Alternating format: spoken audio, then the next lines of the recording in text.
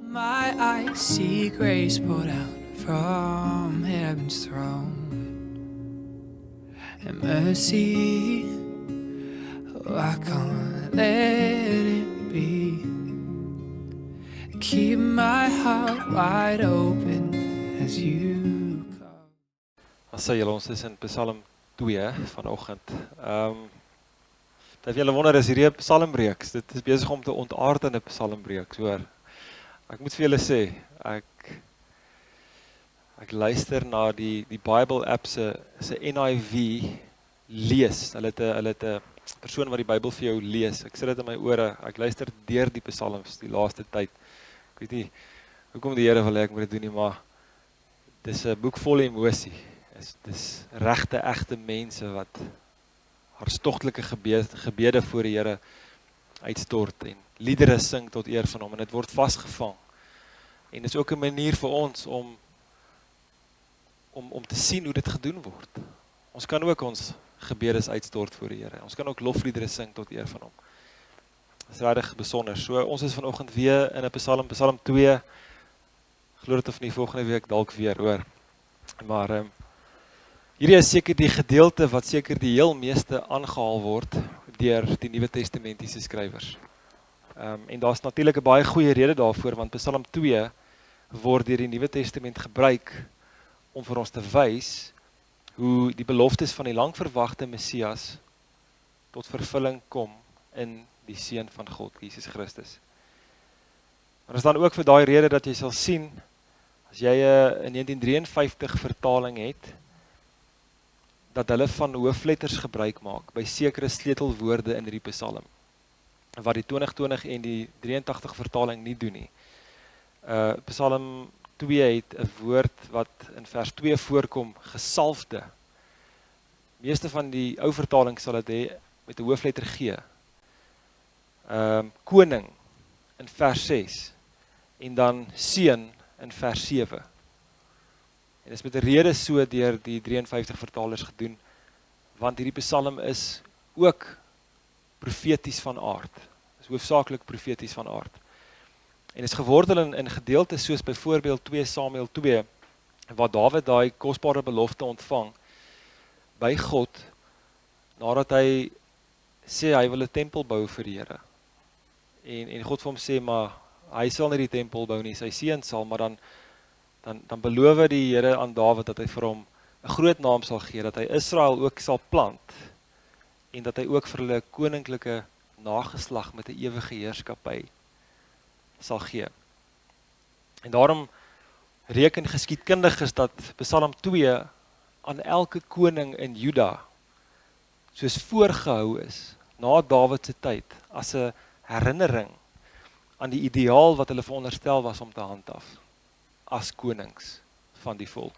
Dit is natuurlik 'n ideaal wat hulle nie kon ophou nie, want hulle het almal gesondig, maar dit het nog steeds vorentoe gewys na die koms van die perfekte koning, die seun van Dawid, Jesus Christus. Kom ons lees dit saam. Waarom woel die nasies en bedink die volke nietige dinge? Die konings van die aarde staan gereed en die vorste hou saam raad teen die Here en teen sy gesalfde en sê, laat ons hulle bande stikkend ruk en hulle toue van ons afwerp. Hy wat in die hemel woon lag, die Here spot met hulle. Dan sal hy hulle aanspreek in sy toorn en in sy grimmigheid sal hy hulle verskrik. Ek tog het my koning gesalf oor Sion, my heilige berg. Ek wil vertel van die besluit. Die Here het aan my gesê, u is my seun. Vandag het ek self u gegenereer.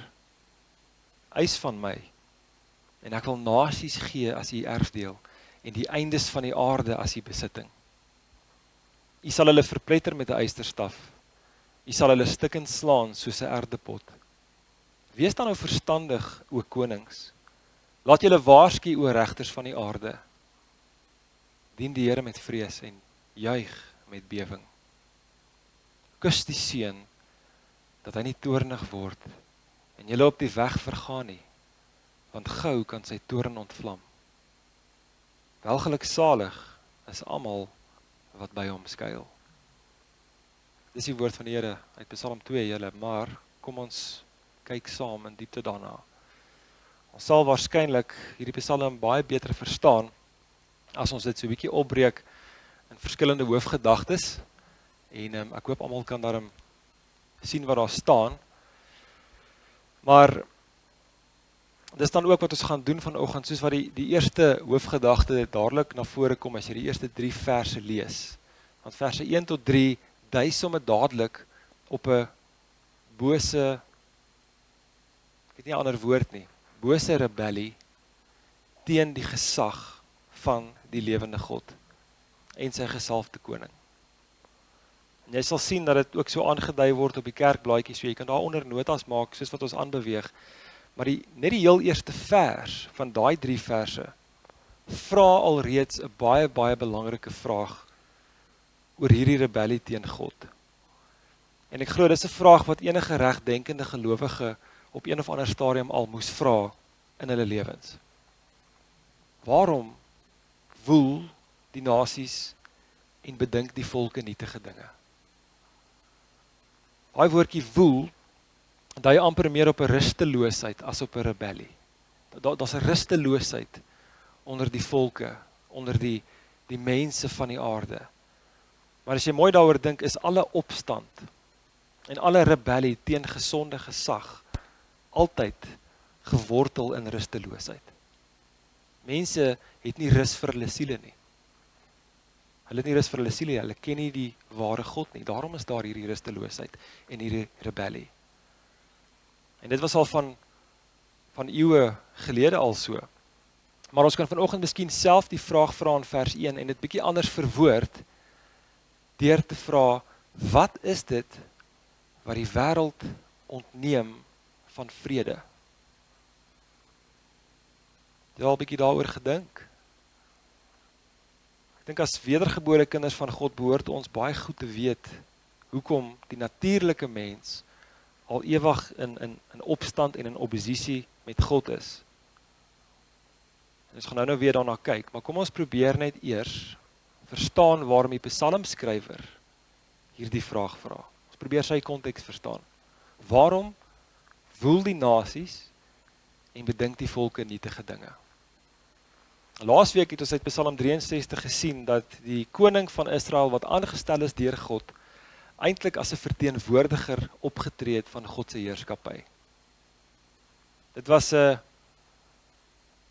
'n verteenwoordiger wat die gesag van God eintlik ook moes uitoefen. So Dawid wat laasweek ter sprake was in Psalm 63 en wie heel moontlik ook vanoggend se Psalm geskryf het, was beskou as die gesalfde van God, wie se koninklike posisie aan hom gegee is, nie deur mense nie, maar deur die lewende God self. So hierdie koning het eintlik bietjie op 'n tightrope geloop, soos hulle sê. Enige koning van Israel of Juda. Want as die koning se morele lewe 'n warboel was, dan het die volk daaronder gelei. Of wanneer gesag in opstand kom teen sy gesag, dan moes hy dit bestuur. Want dit was die gesag van God. En daarom het dit dan ook beteken dat wanneer vyande van die volk in opstand gekom het teen hierdie gesag van die koning, dit gewoonlik beskou is as opstand teen die Here self. En Dawid, soos ander konings wat na hom gekom het, moes baie maal ook hulle godgegewe gesag uitoefen oor van die heidense nasies rondom hulle, as Israel hulle dan verower het.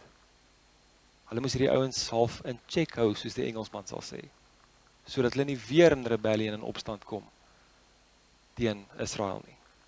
Maar wat baie keer gebeur het, as daar in die geskiedenis 'n nuwe koning die troon bestyg, in Juda of in Israel, dan was dit so dat die volke wat deur die vorige koning onderwerp is, geneig om dan in opstand te wil kom. Die oomblik is daar 'n nuwe koning sy posisie beklee, dan wil die heidense nasies in opstand kom. En dit was 'n probleem.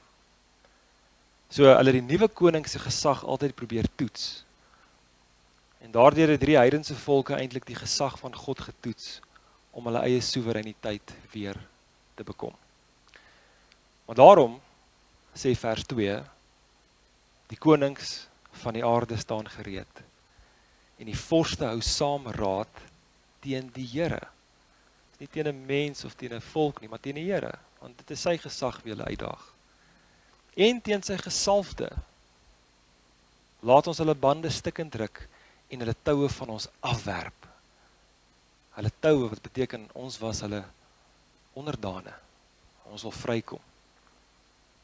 So die heidene nasies wou rebelleer teen die gesag van God, maar julle, as ek dit vanoggend sê, dan weet ons almal, rebellie teen die gesag van God is verseker nie net 'n probleem wat eie was aan heidense volke en nasies nie, nee. Want so was dit al van die begin af onder alle mense. Alle mense, selfs 'n koning in Israel kon die gesag van God teëgegaan het en gerebelleer het. En dit het ons ook gesien. Gaan kyk maar net in die geskiedenis van veral as ons nou die hele Israel opbreek in die Noordryk en die Suidryk. Kyk veral na Israelse konings. Wat het daai ouens nie aangevang nie.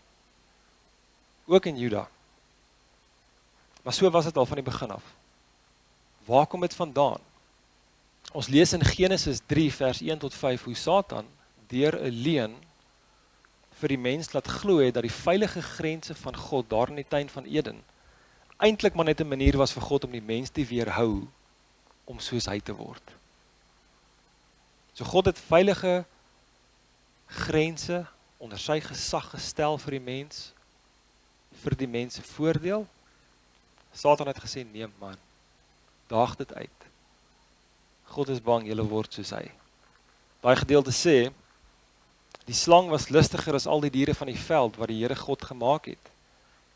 En hy sê vir die vrou, is dit ook so dat God gesê het, julle mag nie eet van al die bome van die tuin nie? En die vrou antwoord die slang, van die vrugte van die bome in die tuin mag ons eet, maar van die vrugte van die boom wat in die middel van die tuin is, het God gesê, julle mag daarvan nie eet nie, en dit nie aanroer nie. Wat 'n byvoeging is. God het nie gesê, hulle mag dit nie aanroer nie. Sy sê, ons mag dit nie aanroer nie. Maar in elk geval, anders sal julle sterwe. Toe sê die slang vir die vrou, julle sal gewis nie sterwe nie.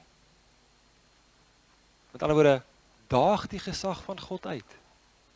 Skuif die grense. Want God weet, as julle daarvan eet, julle oë sal oopgaan, sodat julle soos God sal wees, deur goed en kwaad te ken. So Satan wou die idee skep dat God net mense se vryheid wou inperk. En weet julle, dit is nog steeds so vandag.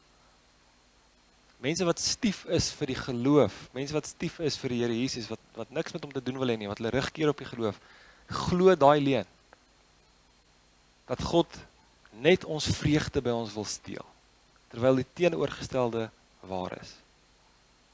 God wil juis ons in dieper vreugde inlei deur gesonde grense te stel. Die werklikheid is dat onderdanigheid aan die gesag en die heerskappy van God die heel veiligste plek is waar enige mens homself ooit sal kan bevind. Nêrens anders nie. En tog, ten spyte van die feit dat dit die beste sal wees vir 'n persoon om binne die gesonde grense van God te bly, wil die natuurlike mens onderdanig wees aan enigiets behalwe God. Selfs toe God sy seun as 'n dienaar die wêreld ingestuur het, was die weerstandigheid teenoor hom ook eintlik 'n aanduider van hierdie rebellie teenoor God. Hulle wou nie die gesag van Christus aanvaar nie. Johannes 3, ek dink, sê, he came to his own, of Johannes 1, he came to his own, but his very own did not receive him. Ek haal die Engels aan, skus, maar dis wat ek onthou. Soveel so dat hulle hom in hulle dwaasheid vermoor het. Hulle het vir Christus vermoor en tot vandag toe nog vervolg hulle hom deur sy dienaars te vervolg. Dis so hulle die bande afruk van hulle self af. Hulle wil nie onder die gesag van God staan nie. Maar as hulle maar net geweet het waarmee hulle besig was, nee. Want die apostel Paulus in 1 Korintiërs 2 vers 8 skryf op so gepaste wyse dat as die heersers van hierdie wêreld die wysheid van God geken het, dan sou hulle nie die Here van die heerlikheid gekruisig het. As die heersers van hierdie wêreld die wysheid van God geken het, dan sou hulle die Here van die heerlikheid nie gekruisig het nie. Maar hulle het hom gekruisig, wat sê dit vir ons? Hulle het nie vir God geken nie. En in die dwaasheid van hulle harte het hulle hom gekruisig en sy dienaars vervolg, soos wat hulle vandag nog doen. Ons lees van so 'n geleentheid waar gelowiges vervolg is deur mense wat nie die gesag van God oor hulle lewens wou aanvaar nie, in Handelinge 4, verse 25 tot 26, as Petrus en Johannes skerp deur die Joodse raad berispe word en aangespreek word, omdat hulle 'n siek man gesond gemaak het, kan jy glo. Hulle doen 'n weldaad aan iemand, maar die godsdienstige vesting van die dag wil dit nie aanvaar nie. Maar wat ek wil hê jy moet hoor oor daardie gebeurtenis, is hoe hulle na die voorval, hierdie twee manne, Johannes en Petrus, saam met die ander disippels van Jesus bymekaar gekom het om te bid. En dan sê die skrif vir ons, hulle het eendragtig die stem tot God verhef en gesê, Here, U is die God wat die hemel en die aarde en die see en alles wat daarin is gemaak het. Hoor wat bid hulle dan? Wat deur die mond van die knegt Dawid gesê het, waarom het die nasies gewoed en die volke nietige dinge bedink? Die konings van die aarde het saamgestaan en die owerstes het saam vergader teen die Here en teen sy gesalfde. So, ek glo julle het almal opgemerk, dis die woorde van Psalm 2, wat deur hierdie Nuwe Testamentiese gelowiges gebid is. Maar soos wat hulle bid, gaan hulle steeds verder, en hulle erken dat selfs die wrede mense wat hulle vervolg, se rebellie teen die gesag van God nie eers vir God omkant gevang het nie. Dit het nie vir God omkant gevang nie. Want hulle bid in vers 27 van Handelinge 4, waarlik, Herodes en Pontius Pilatus het saam met heidene en die volke van Israel vergader teen U heilige kind Jesus wat U gesalf het. Om alles te doen wat U hand en U raad vooruit bepaal het om plaas te vind. Kan jy glo? Die hand en die raad van God het alles bepaal wat met Jesus sou gebeur. So God is meer bewus, of meer as bewus eerder van die opstandigheid in sy vyande se harte. En in sy alwysheid gebruik hy dit om sy doeleindes te verwesenlik in die wêreld.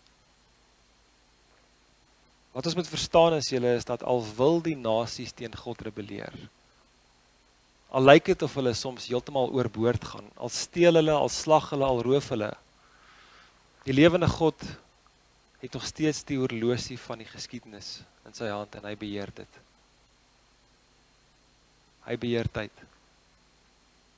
Hy is soewerein oor al hierdie gebeure.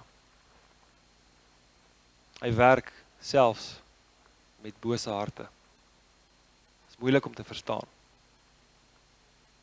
En hy sal in beheer bly om sy uiteindelike doel te verwesenlik. Hy sit verseker nie net passief terug nie, hy sal nie vir altyd net menslike opstandigheid verdra nie. Verseker nie. Hy sal reg en geregtigheid laat geskied. Dis 'n gedagte wat ons by ons volgende belangrike hoofgedagte uitbring vanoggend, naamlik die reaksie van God. So ons kyk na verse 4 tot 6. Hoe reageer God dan teen sy vyande wat in hulle rebellie hulle harte die hele tyd verset teen sy gesag? Al lees net weer saam met my verse 4 en 6 van hierdie Psalm vanoggend. Hy wat in die hemel woon, lag. Die Here spot met hulle. Dan sal hy hulle aanspreek in sy toorn en in sy grimmigheid sal hy hulle verskrik. Ek tog het my koning gesalf oor Sion, my heilige berg. Een ding word net al hoe duideliker op hierdie tweede punt wat eintlik reeds gesê is by die eerste punt. Die planne en die doeleindes van God wat in vervulling gebring word deur sy gesalfde Jesus kan nie frustreer word deur opstandige menslike oppositie nie. Dit ontnigter nie eers vir God nie. Om die waarheid te sê, hoe meer die vyande van God hulle vuiste bal en hulle arm swaai en hulle stemme verhef, hoe belagliker word hulle optrede in die oë van God. Dit is eintlik komies vir hom, maar dit is nie waar dit stop nie. Want hy sit nie net terug en lag daaroor nie. As daar geen bekering by hierdie mense plaasvind nie, dan sal hy ook vir hulle gee wat hulle toekom. Aangesien enige opstand teen God eintlik 'n baie ernstige oortreding is. Vers 5 bevestig, hy sal hulle ook aanspreek in sy toorn en in sy grimmigheid sal hy hulle verskrik. Dit is net 'n kwessie van tyd met elke vyand van God. En daai is 'n belangrike vers julle en dis eintlik 'n vreesaanjaende vers, want wat sê die Hebreërs skrywer vir ons? Verskriklik is dit om in die hande van die lewende God te val. Jy wil jou eerder verneder onder die kragtige hand van God as wat jy aan die ander kant is. Maar dis eintlik op vers 6 waarop ek nou jou aandag wil toespits julle. Want hoe reageer God nog teen diegene wat in opstand is teen hom? Ons het nou gesien, hy onderhandel nie met hulle nie, hy pas nie sy karakter aan by hulle nie, hy probeer hulle nie paai nie. Ons het nou gesien, hy lag en hy spot met hulle. Die woord verseker ons, as hulle nie tot bekering kom nie, sal hy hulle in hulle toorn verskrik. Wat doen hy nog?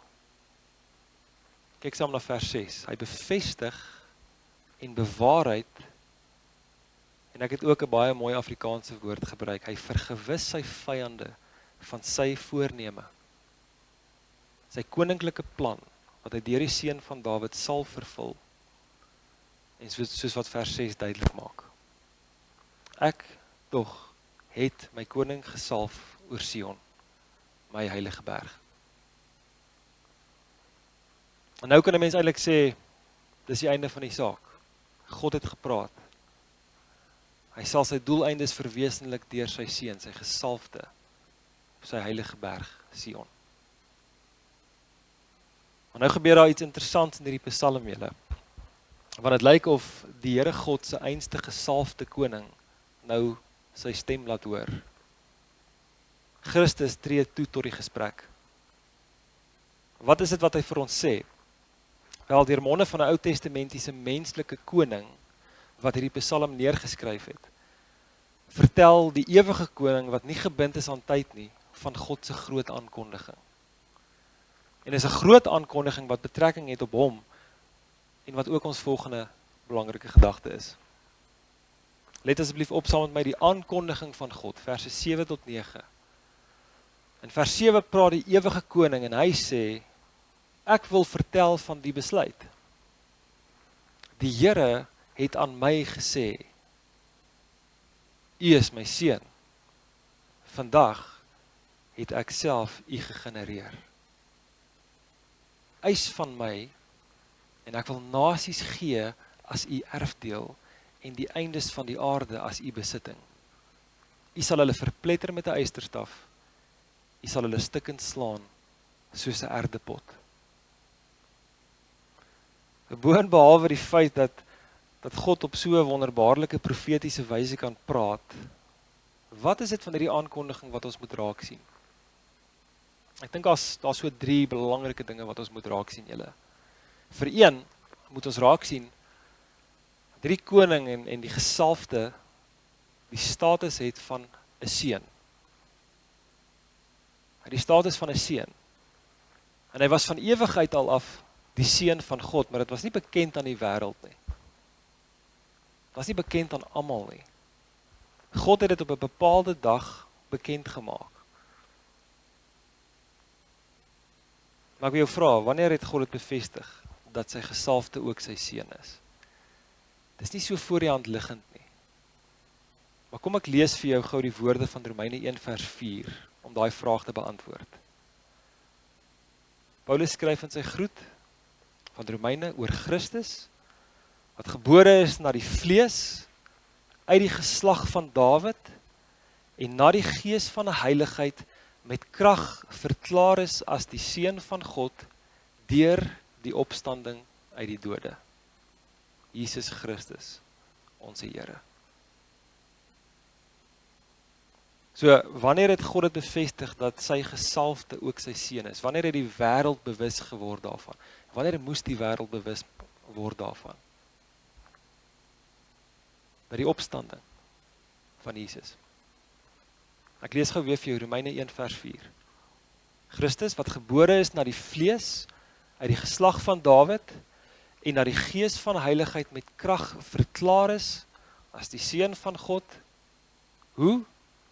Deur die opstanding uit die dode. Jesus Christus, ons Here. Hier wys God vir die wêreld, Christus se ewige karakter. Hy's 'n ewige koning. Selfs die dood kan hom nie eers vashou, soos wat die dood aardse konings vashou nie. Maar nie net dit nie, God waarsku ook, by die opstanding van Jesus. Dis 'n waarskuwing. Dis 'n waarskuwing aan die nasies, en aan die regters, en aan die heersers en die konings van hierdie wêreld. Hy bevestig, Christus is sy seun. Christus het die status van 'n seun. Maar dis nie al wat ons moet opmerk by hierdie derde punt nie, julle. Wat ons ook met raak sien in hierdie aankondiging is dat dit God se wil was dat Christus ook intree vir die wat gered sal word, sodat hulle sy erfdeel en sy besitting sal wees, en dat God vir hom volke as geskenk sal gee van so ver as die einde van die aarde. Met ander woorde, en dit weet ons, Christus sal mense hê wat syne is, vanuit alle nasies reg oor die wêreld heen. Die profeet Daniël praat daarvan in Daniël 7 vers 14. Hy bevestig hierdie feit, as hy praat van die seun van die mens. Aan hom is gegee heerskappy en eer en koningskap, en al die volke en nasies en tale het hom vereer.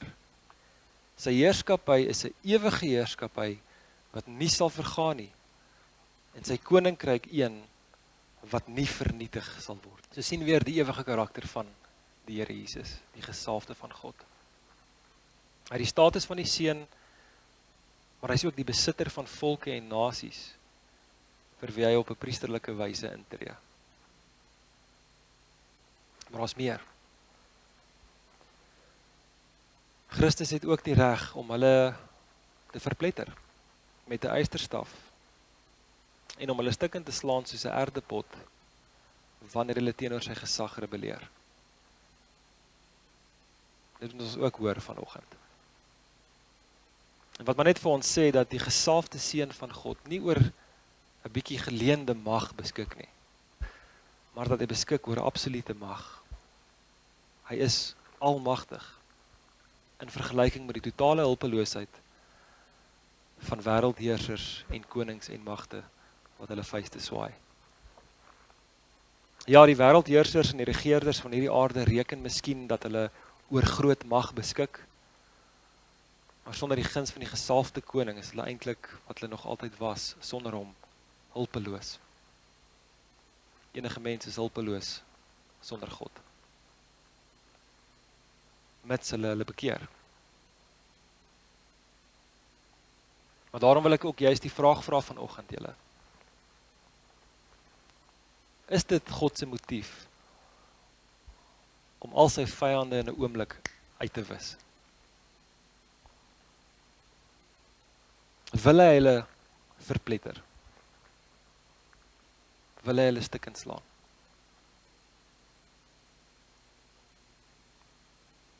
Ek dink jy het hom seker klaar geantwoord. Ons sou seker nie vanoggend hier gesit het as dit God se eerste bedoeling was vir die mens nie. Want het sou lankal klaar gepraat gewees het met ons. Want ons was ook vyande van hom. Ons almal was rebelle. Ons almal was in opstand teen hom. Ons leer uit 2 Petrus 3 vers 9 dat God lankmoedig is en nie wil hê dat sommige moet vergaan nie, maar dat almal tot bekering kom. Dit is wat die woord vir ons leer. Ons leer ook vanuit die woord dat nie almal tot bekering kom nie, want hulle volhard in hulle sonde, hulle is te lief vir hulle sonde. Maar is besonders dat God selfs lankmoedig is teenoor sy vyande. Vyande, teenoor hardebaard rebelle, teenoor opstandiges van hart. En dat hy wil hê, hulle moet tot bekering kom. Hy gee vir hulle geleentheid. Dat hulle die wit vlag kan hys en die vredesoffer van God in Christus aanvaar. As jy mooi lees julle, is daar ook in hierdie Psalm 'n genadige waarskuwing. Of noem dit dan maar 'n aanmaning van God aan sulke rebelle om tot hulle sinne te kom en om verstandig te wees. Kyk saam met my na verse 10 tot 12. Die waarskuwing van God, of noem dit maar die aanmaning van die Here. Hy sê, wees dan nou verstandig, o konings. Laat julle waarsku, o regters van die aarde. Dien die Here met vrees en juig met bewing. Kus die seun, dat hy nie toornig word en julle op die weg vergaan nie, want gou kan sy toorn ontvlam. En dan is daar 'n belofte eintlik en 'n uitnodiging aan die regverdige. Welgeluksalig is almal wat by hom skuil. So hoekom moet die konings en die regters van hierdie aarde verstandig wees julle? Hoekom moet hulle ag slaan op die waarskuwing? Hoekom moet hulle die Here dien met vrees en juig met bewing? Ek dink ek het dit dalk vroeër gesê, want die gesalfde koning as die verteenwoordiger van God hier op aarde, het die volmag om te oordeel. Christus het volmag om te oordeel, daarom is dit so belangrik wat elke persoon met hom maak, as ek dit so kan stel. Jou beskouing van Christus is baie belangrik. Baie belangrik. Hierdie konings, hierdie heersers, en eintlik alle mense wat opstandig is teenoor God word aangeraai om hom te dien, en om hom te dien met vrees en bewing. Want sodoende sal hulle voorkom dat God hulle heeltemal verdelg. Vriende en familie, die psalmskrywer wil hier beklemtoon dat dit veel beter is om aan God se kant te wees, as om teen hom te kies. En ek en jy moet dit ook hoor vanoggend, want die werklikheid is julle is dat daar geen plek is. Daar's geen plek waar mense van hom kan skuil nie. Maar die enigste hoop is eerder dat die mens in hom sal skuil. Want hy bied skuilplek vir elke liewe vyand en elke liewe rebel wat tot inkeer kom. Dit bring my dan ook by die einde van hierdie boodskap julle, maar voor ons klaarmaak, kom ons vra net eers die vraag. Hoe dink julle as 'n gemeente van die Here Jesus in die 21ste eeu is hierdie Psalm nog van toepassing op ons? Direk op ons situasie en dit wat in die wêreld aangaan. Ek dink is duidelik, julle sal met my saamstem vanoggend dat die grootste gedeelte van hierdie wêreld in oppositie staan teenoor God. Dis hoekom dit lyk soos dit lyk. Maar dit beteken dan dat daar 'n geweldige groot behoefte is in hierdie wêreld vir een ding. En dis vir die genade van God. Maar ek weet outomaties as ons dink aan die genade van God, dan dink ons 'n genade boodskap. Maar dink gou so hieraan. Watter groot genade is dit net nie as jy iemand oproep tot bekering nie. Nie jy nie, maar as die Here iemand oproep tot bekering. Wat 'n groot genade is dit nie. As God dit doen, dan gee hy vir 'n persoon 'n kans. Soos ek sê, die wêreld het 'n behoefte vir die genade van God, dan bedoel ek nie hulle het 'n behoefte om net genadige boodskappe die hele tyd te hoor nie. Nee, hulle moet hoor van oordeel. Want dit is die genade van God dat hy vir hulle die kans gee om te draai. Daar's 'n behoefte vir die genade van God in hierdie wêreld. Nie om die wêreld te paai nie, maar om die wêreld aan te spreek en in te lig en te oortuig. Ons doen nie die oortuiging werk nie, dis die Gees wat dit doen deur die evangelie. En 'n oproep tot bekering is 'n genadige ingryping van God. So waarmee moet ons besig wees? Julle, die liggaam van Christus waarvan ons deel is wêreldwyd. Dis nou die kerk van Jesus, dis nou die mense wat ook by Sion aangekom het, soos iemand eendag gesê het. Ek verstaan wat bedoel die persoon as hy dit sê. Ons behoort te konsentreer op twee baie belangrike dinge. Die eerste is die verkondiging of die deel van die evangelie. En vir jare hou mense al dinkskrimme en hulle hou vergaderings oor hoe gaan ons dit nou doen. Nie net hier nie, maar oral gaan dit so. Terwyl dit eintlik 'n baie eenvoudige ding is. Ons deel die evangelie 1 tot 1. Oral waar ons geleentheid kry, deur verhouding te bou met mense. Of as ons die geleentheid het om te praat, dan doen ons dit daar ook. Maar ons moet daarmee besig wees. As ons nie daarmee besig is nie, dan faal ons in ons taak. Dis die eerste ding. Die tweede is gebed. Gebed vir die werk van die Heilige Gees in menslike harte, omdat daar oppositie is. Ongeag hoe ook al die oppositie mag lyk, aan die ander kant moet ons ook weet, julle, ek wil dit net weer sê vanoggend, geen menslike krag of mag of gesag kan die doeleindes van Christus dwarsboom nie. Maar by dit wil ek sê, die liggaam van Jesus, die liggaam van Christus, moet besig wees waarvoor hulle geroep is. En dis waarvoor ons geroep is. Gebed en verkondiging. Om mense voor te stel aan die gesalfde koning. Om mense na hom toe te wys. En om te bid dat die Gees mense sal oortuig. Om onder sy gesag te buig, aangesien nederige oorgawe die enigste beste opsie is vir enige rebel. Daar's nie grys areas nie. Die wêreld moet dit weet. En God gee vir die wêreld daai geleentheid. Solank 'n persoon nog asem het in sy longe, het hy 'n kans. Hy roep alle mense uit alle nasies om hulle van al hulle opstandigheid te bekeer, om nederig te buig onder die gesag van sy gesalfde. Maar dan moet ons ook by onsself begin, julle. Ek sê altyd, ek ken elkeen van julle, julle stories, as ek dit so mag noem, gehoor. Ek glo almal wat hier sit vanoggend ken die Here. Maar ek wil jou vra, dink daaroor. Het jy al die seun gekus? Wat beteken, het jy al gebuig onder sy gesag? En erken, hy is die Here en die God van jou lewe. Het jy al sy oproep tot bekering en geloof gehoorsaam? Want dit is een ding om 'n ding te sê, maar dit is 'n ander ding om dit te gehoorsaam. Want dit sal die vrug wees of die bekering werklik was. Ek vra dit vir jou vanoggend, het jy al die seun gekus en het jy sy oproep tot bekering en geloof gehoorsaam? Dis die belangrikste vraag van jou lewe.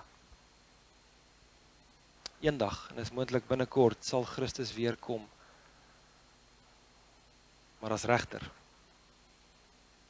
Die vraag is of hy jou en my dan sal vind met opstandige harte wat in rebellie is teenoor hom, of sal hy in ons dienaars harte vind, wat met vreugde buig onder sy gesag. Onthou net, jy kan nie albei wees nie, jy kan nie opstandig en diensbaar wees op dieselfde tyd nie. Jy kan dit miskien probeer voorgee, dis een ding. Net God ken die menslike hart, ons kan dit vir mekaar wegsteek. Ek kan diensbaar lyk vanoggend voor julle hierso, maar ek kan ook so opstandig wees in my hart teenoor die Here in ander areas van my lewe. En julle sal dit nie eers weet nie. Maar dieselfde is waar van elkeen wat hier sit. Jy is of vir Christus of jy is teen hom. Die vraag is, waar wil jy wees? Waar wil ek en jy wees? Ons wil tog eerder van diegene wees wat by hom skuil. Daai belofte sê, welgeluksalig is almal wat by hom skuil. Dis waar jy wil wees. So mag dit so wees. Mag dit regtig so wees, julle. Mag Christus ons skuilplek wees, in steede daarvan dat ons eendag van hom wil skuil en vra dat berge en rotse op ons val.